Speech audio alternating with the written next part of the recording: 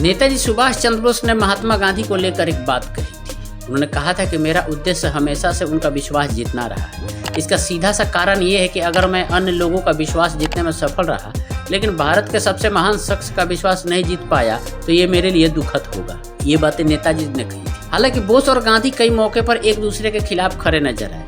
1939 में कांग्रेस के अध्यक्ष चुनाव में बोस ने महात्मा गांधी के समर्थित उम्मीदवार को हरा तो दिया था, लेकिन गांधी और उनके समर्थकों से बढ़ती दूरी और कड़वाहट की वजह से उन्हें इस्तीफा देना पड़ा। लेकिन इसके बावजूद दोनों एक दूसरे का भरपूर सम्मान करते थे। ये बात हम इसलिए कर रहे हैं क्योंकि तमिलनाडु के राज्यपाल RN रवि ने हाल ही में कहा था कि नेताजी और महात्मा गांधी के संबंधों को रियलिटी चेक देने की जरूरत है। तमिलनाडु के राज्यपाल RN रवि ने नेताजी की 127वीं जयंती के मौके पर चेन्नई में एक कार्यक्रम को संबोधित करते हुए कहा था कि अगर आप महात्मा गांधी के नेशनल फ्रीडम मूवमेंट के इतिहास को उठाकर देखें तो पता चलेगा कि यह आंदोलन ज्यादा प्रभावी नहीं था, लेकिन तथ्य ये है कि एक भारतीय देश की आज़ादी के लिए अंग्रेजों से लड़ रहा था।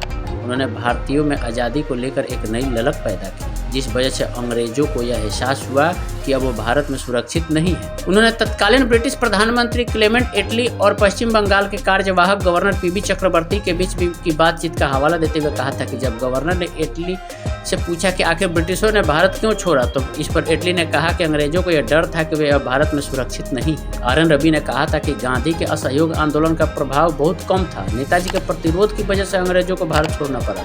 महात्मा गांधी और नेताजी के बीच मतभेद 1921 के उस वाकये के बाद ज्यादा उभर कर सामने आए जब नेताजी ने गांधी जी से पूछा था कि देश की आज़ादी को लेकर उनकी क्या योजनाएं हैं। उस समय 24 साल के बोस ने गांधी के बारे में कहा था कि उनके पास देश की आज़ादी को लेकर कोई स्पष्ट रोड मैप नहीं है। दोनों की पहली मुलाकात के 7 साल बाद सुभाष चंद्र बोस ने महात्मा गांधी को खुलेआम चुनौती दी थी। दरअसल 1928 में कांग्रेस के अधिवेशन में महात्मा गांधी ने एक प्रस्ताव पेश किया था। ये प्रस्ताव भारत को डोमिनियन स्टेटस का दर्जा देने से जुड़ा था। डोमिनियन स्टेटस पूर्ण स्वतंत्रता नहीं देता था, इसलिए सुभाष चंद्र बोस ने इसका विरोध किया था।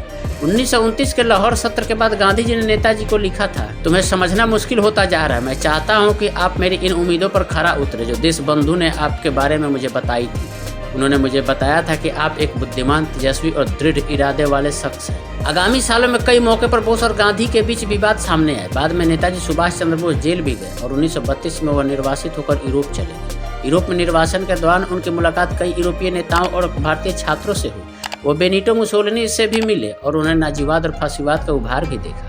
यह वह समय था जब उनके नजरिए का विस्तार हुआ और उन्होंने सिस्टमैटिक तरीके से योजनाएं तैयार की, और वो भी सिर्फ गांधी की राजनीति की और पुरजोर तरीके से आलोचना करने के लिए। गांधी को आंख मूंद कर फॉलो करने के आरोपों पर जवाब देते हुए नेताजी ने 1934 में कहा था कि महात्मा गांधी के अनुयायियों के प्रभुत्व वाली कांग्रेस कार्यकारी समिति में मेरा कोई विश्वास नहीं है। उन्होंने डॉक्टर विधान चंद्र राय की यह कहकर आलोचना की थी कि उनकी पार्टी ने सांप्रदायिक अवार्ड को लेकर महात्मा गांधी का समर्थन कर बंगाल को नुकसान पहुंचाया है। 1933 में जब गांधी ने सविनय अवज्ञा आंदोलन को रद्द कर दिया, तब बोस और विठ्ठल भाई पटेल ने संयुक्त रूप से बयान जारी कर उन पर निशाना साधा। इसमें कहा गया था कि हमारा विचार है कि एक नेता के तौर पर महात्मा गांधी असफल हो गए। गांधी फर्नीचर की तरह बेकार हैं। हालांकि उन्होंने अपने समय में अच्छी सेवा की, लेकिन अब वो बाधा बन गए। कांग्रेस के अध्यक्ष के तौर पर 1938 में बोस के चुनाव को गांधी का एक अस्थायी कदम माना गया।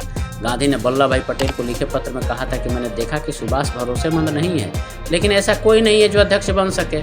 उस समय तक गांधी एक तरह से जवाहरलाल नेहरू को भारत के नेता के तौर पर तैयार कर चुके थे और उन्होंने नेहरू को लेकर अपनी पसंद स्पष्ट कर दी थी। दूसरे विश्व युद्ध में ने बोस और महात्मा गांधी के मतभेदों को और बढ़ा दिया। बोस ने अपनी खुद की पार्टी बना ली। बोस ने 1939 में विश्व युद्ध में ब्रिटेन का समर्थन करने के गांधी के विचारों को खारिज कर दिया था। बोस 1940 में जेल गए और अगले साल 1941 में जर्मनी चले गए। बोस अंग्रेजों के खिलाफ सेना तैयार करना चाहते थे, लेकिन गांधी का विचार था कि भारत आज़ादी हासिल करने के लिए विदेशी ताकत की मदद नहीं लेगा।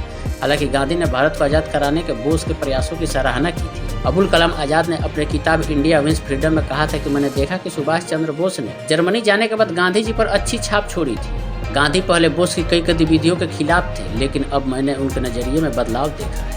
बोस ने गांधी के भारत छोड़ो आंदोलन का समर्थन किया था, लेकिन उन्हें डर था कि गांधी और कांग्रेस कहीं आज़ादी को लेकर अंग्रेजों से समझौता न कर ले। दोनों के बीच तमाम विरोधाभासों के बावजूद बोस एक तरह से गांधी का बहुत सम्मान करते थे। बैंकॉक से लौटने के बाद नेताजी ने कहा था कि आज के दिन दुनिया भर में फैले भारतीय महान नेता महात्मा गांधी की 75वीं जयंती मना रहे हैं। ऐसे अवसर पर उस शख्स के जीवन से सीखने की जरूरत है जिनका हम सम्मान करते हैं और प्यार करते हैं।